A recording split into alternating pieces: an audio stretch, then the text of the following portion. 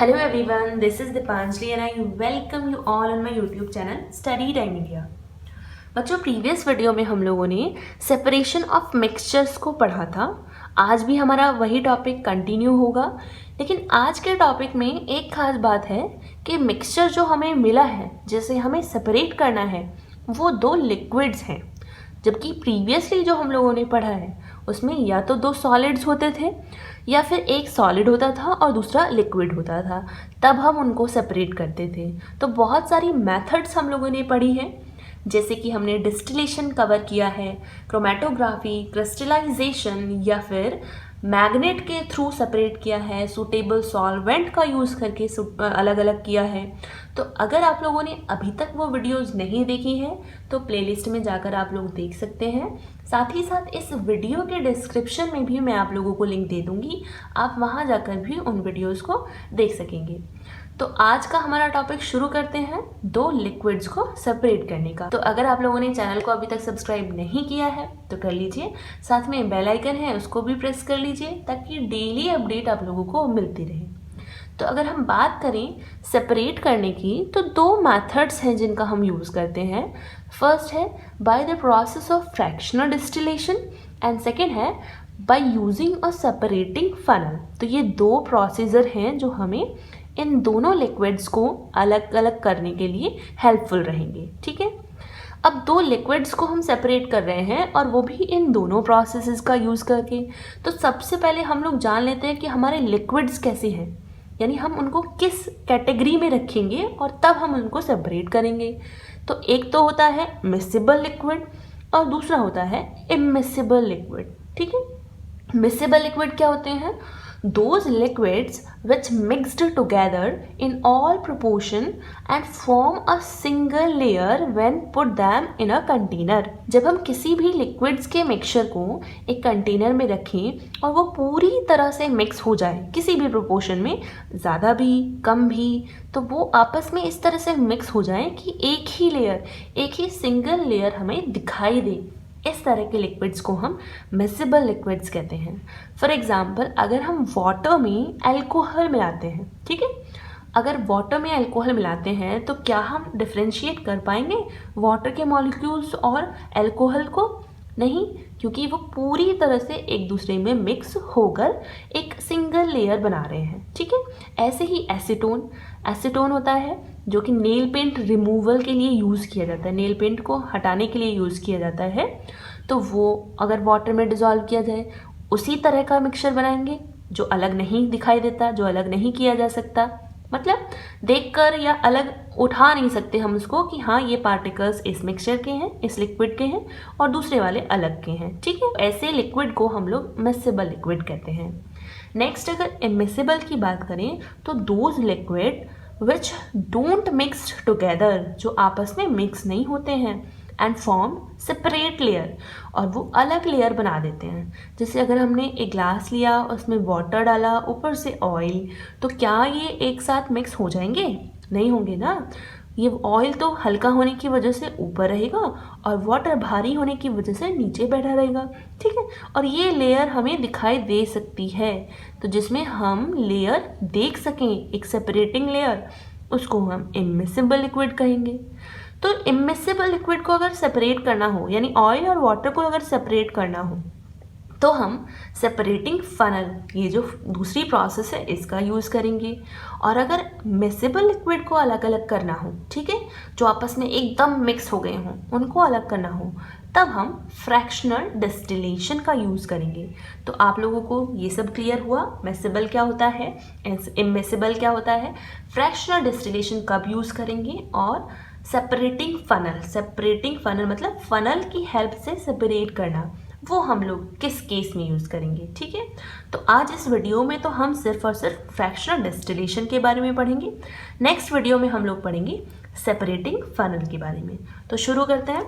सबसे पहले अगर हम फ्रैक्शनल डिस्टिलेशन की बात करें तो the process of separating two miscible liquids by distillation, इसमें भी दो मिसिबल लिक्विड्स हैं, उनको डिस्टिलेशन से ही अलग करना है। जो हम प्रीवियसली डिस्टिलेशन पढ़ चुके हैं उसी से ही अलग करेंगे, और जो डिस्टिलेट होगा बीइंग कलेक्टेड इन फ्रैक्शंस, उसको फ्रैक्शंस में कलेक्ट कर लिया जाएगा, ठीक है। बॉइलिंग एट डिफरेंट टेम्परेचर, अलग अलग टेम्परेचर पर बॉईल करके, ठीक है। तो जो फ्रैक्शनल डिस्टिलेशन प्रोसेस हम अपनाएंगे उसमें दोनों मिक्सेबल लिक्विड्स को हम अलग अलग करेंगे on the basis of their temperature difference, ठीक है। जो उनके टेम्परेचर का डिफरेंस होगा उनके बेस पर हम लोग उनको अलग अलग कर सकेंगे। जैसे वाटर जो होता है उसका कितना होता है 100 डिग्री सेल्सियस, और अल्कोहल का बॉइलिंग पॉइंट होता है 78 डिग्री सेल्सियस। तो ये टेम्परेचर डिफरेंस है, ठीक है। और इसलिए इन टेम्परेचर के बेस पर ही, डिफरेंस के बेस पर ही हम इनको अलग भी कर पाएंगे। अब ये जो होता है फ्रैक्शनल डिस्टिलेशन, ये एक फ्रैक्शनल कॉलम की हेल्प से होता है, जो एक लॉन्ग वर्टिकल कॉलम है, और जिसमें टेम्परेचर जो नीचे होगा, नीचे वाला एरिया, उसका टेम्परेचर कैसा होता है हाईएस्ट, बहुत ज़्यादा होता है, और ऊपर वाला जो होगा कॉलम का ऊपर पार्ट, उसका टेम्परेचर कैसा होगा लोएस्ट टेम्परेचर। आप लोग देख सकते हो 600 डिग्री सेल्सियस 20 डिग्री सेल्सियस, तो टेम्परेचर का डिफरेंस होता है। इस कॉलम में ग्लास बीड्स भरी हुई रहती हैं, जैसे कंचे होते हैं ना मार्बल, इसी तरह की ग्लास बीड्स होती हैं, वो भरी हुई रहती हैं। अब इनका काम क्या होता है ग्लास बीड्स का, ये लार्ज सरफेस एरिया प्रोवाइड करती हैं, ठीक है। जैसे मान लो अगर ग्लास बीड्स नहीं होती तो जो वेपर उठकर ऊपर जाती, ठीक है, वो सीधा निकल जाती, ठीक है। लेकिन ग्लास बीड्स क्या होती हैं, सरफेस एरिया लार्ज कर देती हैं। अब वेपर इनमें घूम कर जाएगी और कंडेंस होकर वापस आ जाएगी, ठीक है। और जिसको हमें भेजना होगा उस टेम्परेचर पर, वही आगे की प्रोसेस के लिए कंटिन्यू करेगा, ठीक है। तो ग्लास बीड्स का क्या काम है, ये जो एरिया है इसको लार्ज कर देना, लार्ज सरफेस एरिया प्रोवाइड करना, ताकि हॉट वेपर कूल हो सके, कंडेंस हो सके, रिपीटेडली लगातार वो ऐसा कर सके, ठीक है। अब ये जो फ्रैक्शनल कॉलम है ये एक्चुअल में करता क्या है, ये प्रोवाइड करता है डिफरेंट टेम्परेचर जोन। हम पहले भी पढ़ चुके हैं भाई, हाईएस्ट नीचे है, लोएस्ट ऊपर है, और बीच में अलग अलग डिफरेंस पर टेम्परेचर होंगे। तो इसी तरह का ये डिफरेंट टेम्परेचर जोन प्रोवाइड करता है। तो इसमें कोई कन्फ्यूज़न नहीं है, यानी हमें डिस्टिलेशन करना है, हमें फ्रैक्शनल डिस्टिलेशन करना है, लेकिन किसकी हेल्प से, फ्रैक्शनल कॉलम की हेल्प से। अब ये कैसे यूज़ करते हैं ये हम लोग देख लेते हैं, यानी पूरी प्रोसेस होती कैसी है, ठीक है। तो कुछ इस तरह का हमारा सेटअप होता है, जिसमें कि हम ट्राइपॉड स्टैंड लेते हैं, बर्नर लगाया हुआ है, ऊपर वायर गेज रखते हैं, और फिर डिस्टिलेशन फ्लास्क रखा जाता है, ठीक है। अब डिस्टिलेशन प्रोसेस में सिर्फ और सिर्फ डिस्टिलेशन तक ही सीमित थे, यहाँ पर फ्लास्क के ऊपर कुछ नहीं था। लेकिन यहाँ पर इस फ्रैक्शनल डिस्टिलेशन में ये फ्रैक्शनल कॉलम भी लगा हुआ रहता है डिस्टिलेशन फ्लास्क के ऊपर, ठीक है। अब जैसा कि मैंने बताया टेम्परेचर का डिफरेंस होता है, यहाँ का टेम्परेचर अलग होगा, ऊपर का टेम्परेचर अलग होगा, अलग मतलब कूल होगा, यहाँ हॉट होगा।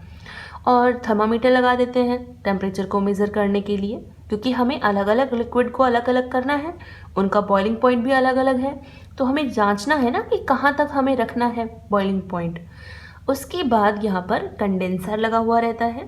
जब ये वाटर वेपर या फिर अल्कोहल की वेपर जो भी हम अलग अलग करेंगे वो यहाँ से जाएगी, इसमें से पास होगी, तो यहाँ कंडेंसर में कूल होगी। वो कैसे कूल होगी, यहाँ ये तो अंदर पाइप है ही, ठीक है।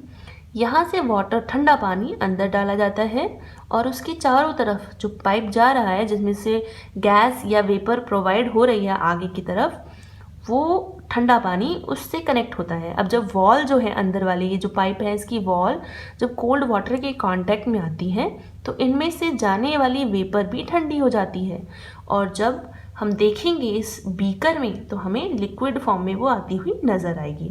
चाहे वो अल्कोहल हो, वाटर हो, कोई भी लिक्विड हो, वो कंडेंसर की हेल्प से और वाटर इन और आउट कराने से, जैसे यहाँ से ठंडा पानी जाएगा वहाँ से गर्म पानी अलग हो जाएगा, तो वाटर इन और आउट कराने से जो हमें वेपर मिलेगी वो कैसे लिक्विड फॉर्म में मिल जाएगी, ठीक है। तो शुरू करते हैं प्रोसेस। इसमें हम लोगों ने रखा है अल्कोहल और वाटर का मिक्सर। दोनों कैसे हैं, मिक्सेबल है, आपस में मिक्स हो जाते हैं। हम नीचे से बर्नर ऑन कर देंगे और गैस चलना शुरू हो जाएगी, ठीक है। यहाँ पर ये बॉयल होना शुरू हुए हैं अपने अपने टेम्परेचर पर। जैसे अगर अल्कोहल की बात करें तो टेम्परेचर कितना होता है, बॉइलिंग पॉइंट कितना होता है 78 डिग्री सेल्सियस पर। तो जैसे हमने इसको गर्म करना शुरू किया, मान लो 50 डिग्री सेल्सियस पहले टेम्परेचर हुआ होगा, तो दोनों अभी तक वेपर में नहीं बदलेंगे क्योंकि 50 डिग्री सेल्सियस तो किसी का भी नहीं होता बॉइलिंग पॉइंट। उसके बाद 60 डिग्री सेल्सियस हुआ, 70 डिग्री सेल्सियस टेम्परेचर हुआ, वेपर अभी भी नहीं बदले। उसके बाद जैसे ही 78 डिग्री सेल्सियस होगा यहाँ का टेम्परेचर, वाटर तो ऐसे ही रहेगा लेकिन अल्कोहल वेपराइज होना शुरू हो जाएगा। ठीक है, जैसे ही वो वेपराइज होगा ऊपर जाएगा, ठंडा होकर वापस आ जाएगा। लेकिन हमें टेम्परेचर बढ़ाते रहना है। ठीक है, जब हम बढ़ाएंगे तो यहाँ का टेम्परेचर लेट्स से अब 100 डिग्री सेल्सियस होगा, तो अब ये भी टेम्परेचर, भाई ग्लास बीड्स जो है इनका भी टेम्परेचर कैसा होगा, वो भी बढ़ता चला जाएगा। जब नीचे से टेम्परेचर हम लोग देते जा रहे हैं तो यहाँ का टेम्परेचर भी बढ़ता चला जाएगा, यहाँ का भी और ऊपर वाले का भी टेम्परेचर बढ़ता चला जाएगा। तो हम थर्मामीटर से मेज़र करेंगे कि जब ऊपर 70 डिग्री सेल्सियस टेम्परेचर यहाँ का हो जाए, ठीक है, उस वक्त में तो नीचे से वेपर उड़ रही हैं दोनों की, अल्कोहल की भी और वाटर की भी, क्योंकि वाटर का भी यहाँ का टेम्परेचर 100 डिग्री सेल्सियस से ज़्यादा हो गया है और अल्कोहल भी 100 डिग्री सेल्सियस से ज़्यादा है, तो दोनों की वेपर आ रही हैं। लेकिन वाटर ज़्यादा ऊपर नहीं पहुँच पा रहा, क्यों? क्योंकि यहाँ का टेम्परेचर कम है, 100 डिग्री सेल्सियस नहीं है जो वो वेपर में ही रहे, वो वापस कंडेंस होकर नीचे लौट आ रहा है। लेकिन जो अल्कोहल है उसके लिए टेम्परेचर उतना ही है जितना उसका बॉइलिंग पॉइंट होता है, यहाँ भी, तो वो वेपर फॉर्म में रहेगा, वो नीचे नहीं आएगा ठंडा होकर। ठीक है, 78 डिग्री सेल्सियस है ना बॉइलिंग पॉइंट, तो यहाँ तक जो अल्कोहल है वो वेपराइज ही रहेगा। जबकि अगर वाटर आएगा यहाँ तक 78 डिग्री सेल्सियस, उसका बॉइलिंग पॉइंट नहीं है, वो कंडेंस होकर वापस लौट आएगा, अल्कोहल रहेगा। अल्कोहल फिर जब उसकी वेपर इसमें से पास हो जाएंगी इस कंडेंसर में, वाटर कंडेंसर में, यहाँ पर वो ठंडा होगा और कलेक्ट कर लिया जाएगा इस बीकर में।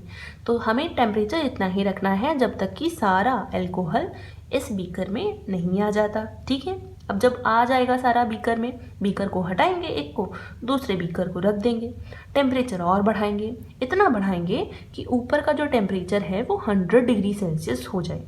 अब जब 100 डिग्री सेल्सियस ऊपर का टेम्परेचर हो जाएगा, नीचे का तो बहुत ज़्यादा हो जाएगा उस वक्त में, कोई बात नहीं, तो हमें गर्म करते रहना है, वाटर की वेपर जल्दी जल्दी उठती चली जाएंगी और यहाँ तक स्टिल वो वेपर राइज ही रहेगा, वो अब ठंडा नहीं होगा, क्योंकि टेम्परेचर उसके बॉइलिंग पॉइंट जितना है 100 डिग्री सेल्सियस ही है। तो यहाँ तक वो वेपराइज रहेगा, फिर वेपर उसकी इधर जाएंगी, कंडेंसर से ठंडी होंगी और अब की बार हम वाटर को कलेक्ट कर लेंगे। तो क्लियर हुआ, हमें करना क्या होता है, हमें टेम्परेचर इंक्रीज़ करना होता है जब तक कि हम कहाँ तक नहीं पहुँच जाते, दोनों लिक्विड के टेम्परेचर तक या बॉइलिंग पॉइंट तक नहीं पहुँच जाते। पहले हमने अल्कोहल को स्टोर करके रखा, क्योंकि उतना टेम्परेचर रखा हमने जब तक वो वेपर में रहे, दूसरा तब तक वापस जाएगा आएगा, वापस जाएगा आएगा, ऐसे ही करता रहेगा। और दूसरे वाले के लिए फिर हम बाद में टेम्परेचर को इंक्रीज़ करते हैं, उसके बॉइलिंग पॉइंट के बराबर ऊपर का रखेंगे। ठीक है, फिर उसके बाद वो कंडेंस कर लिया जाएगा और इधर बीकर में स्टोर हो जाएंगे दोनों ही लिक्विड, ये अल्कोहल और दूसरी जगह वाटर। ठीक है, ऐसे ही एसीटोन और वाटर को भी अलग कर सकते हैं। Acetone 56 degree Celsius, water 100 degree Celsius, पहले एसीटोन उसके बाद वाटर। अब अगर आप लोगों को प्रोसीजर पूरा समझ में आ गया हो, ठीक है, आई होप आप लोगों को समझ में आ ही गया होगा, तो अब हम एप्लीकेशन देख लेते हैं कि अप्लाई कहाँ कहाँ करते हैं ये फ्रैक्शनल डिस्टिलेशन मेथड को। तो फर्स्ट अगर हम बात करें तो सेपरेट करने के लिए, किसको सेपरेट करने के लिए, अल्कोहल वाटर जैसे मिक्सचर को, एसीटोन वाटर जैसे मिक्सचर को। ठीक है, सेकेंड अगर हम देखें तो एयर में बहुत सारी गैसेस होती हैं, nitrogen gas, oxygen gas, carbon dioxide gas, argon, krypton, ये सारी गैसेस होती हैं और बहुत लार्ज अमाउंट में भी हम लोग इससे ले सकते हैं। ठीक है, बहुत चीपेस्ट वे है, आसानी से इसको ले सकते हैं। ठीक है, तो इनको निकाल सकते हैं हम लोग फ्रैक्शनल डिस्टिलेशन प्रोसेस के थ्रू। भाई सबका बॉइलिंग पॉइंट अलग अलग होगा, अलग अलग करके निकाल सकते हैं, अभी हम लोग पढ़ेंगे आगे। थर्ड है जो पेट्रोलियम से चीज़ें अलग होती हैं।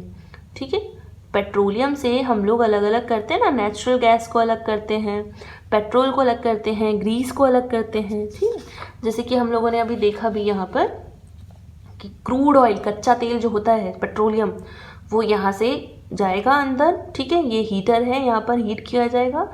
टेम्परेचर 60 डिग्री सेल्सियस नीचे का है और ऊपर कितना है 20 डिग्री सेल्सियस। तो जैसे जैसे डिफरेंस होगा उसी पॉइंट पर उनको स्टोर कर लिया जाएगा, ठीक है। जैसे फ्यूल ऑयल जो होता है वो 60 डिग्री सेल्सियस से एबव पर स्टोर हो जाएगा, सबसे नीचे हम लोगों को मिल जाएगा। डीजल जो होगा वो कितने पर स्टोर हो जाएगा हमारा 270 डिग्री सेल्सियस पर। कैरोसिन भी 170 डिग्री सेल्सियस पर। तो इसी तरह से हम अलग अलग स्टोर कर सकते हैं, अलग अलग टेम्परेचर डिफरेंस पैदा करके, ठीक है। ज़रूरी नहीं कि सिर्फ 2 ही लिक्विड को ही अलग करेंगे, 2 से ज़्यादा लिक्विड भी हो सकते हैं। देखो कितने सारे हो रहे हैं, ठीक है। बस फ़र्क इतना होगा कि हर एक लेवल का टेम्परेचर अलग अलग होगा, जिसका जहाँ पहुँच गया वो वहीं से ही पाइप के थ्रू निकाल लिया जाएगा, ठीक है। और बाकी तो ऊपर जाएंगे ही नहीं क्योंकि उनका बॉइलिंग पॉइंट वहाँ तक पहुँचा ही नहीं है, ठीक है। तो ये तो हो गया पेट्रोलियम को डिस्कस करना। अब हम लोग लास्ट देख लेते हैं एयर को हम लोग कैसे सेपरेट करते हैं, ठीक है। तो एयर जो होती है it is a mixture of many gases like nitrogen, oxygen, carbon dioxide, argon, helium, neon, krypton और जीनॉन। ये गैसेस होती हैं एयर में, जिसमें कि सबसे ज़्यादा प्रोपोर्शन में नाइट्रोजन गैस होती है, दैट इज़ 78.03%, ऑक्सीजन 20.9% और इसके बाद 0.03% कार्बन डाइऑक्साइड और 0.93% आर्गन। यानी फर्स्ट नंबर पर ये ज़्यादा है, सेकंड पर ये और थर्ड नंबर पर आर्गन, देन 0.05% में अदर गैसेस मिली हुई रहती हैं, ठीक है। अब हम नाइट्रोजन का भी यूज़ कर सकते हैं भाई फर्टिलाइज़र में, ऑक्सीजन का भी यूज़ कर सकते हैं, स्टील मैन्युफैक्चरिंग वाली फैक्ट्री में कर सकते हैं, या फिर हॉस्पिटल्स में जो ऑक्सीजन दी जाती है ना, ऑक्सीजन सिलेंडर में, उसमें यूज़ कर सकते हैं। ऐसे ही कार्बन डाइऑक्साइड का भी हम लोग यूज़ कर सकते हैं। आर्गन बल्ब में भरी हुई जाती है, जो बल्ब होते हैं उनमें आर्गन गैस भरी हुई जाती है। तो ये सारी गैसेस का हम यूज़ कर सकते हैं। तो इन्हें बनाएं कैसे? एयर से, भाई एयर से निकाल सकते हैं, बड़ा चीपेस्ट तरीका है हमारा इससे निकालने का। तो ये सारी गैसेस भी बॉइलिंग पॉइंट के डिफरेंस पर ही हम लोग अलग अलग कर सकते हैं, जैसे कि फ्रैक्शनल डिस्टिलेशन में होता भी है।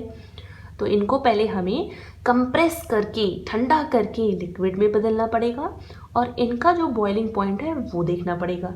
जैसे नाइट्रोजन का होता है -196 डिग्री सेल्सियस, 196 डिग्री सेल्सियस।